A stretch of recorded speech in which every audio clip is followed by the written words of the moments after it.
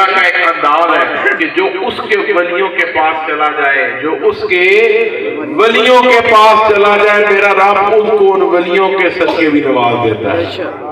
اللہ تعالیٰ قبول فرمائے۔ ہم اس لیے دیکھیں نا، کوئی کہاں سے آیا، کوئی کہاں سے آیا، چل کے کہاں سے آئے، اور پھر میرے حضور اس دن بڑا خوبصورت آپ کا ایک بیان بار بار چل رہا ہے۔ میں تو اپنے حساب کا ایک بیان جتنی دفعہ شروع لگتا ہے کہ آج ایک اور انداز نظر آ رہا ہے، آج ایک اور انداز نظر آ رہا ہے۔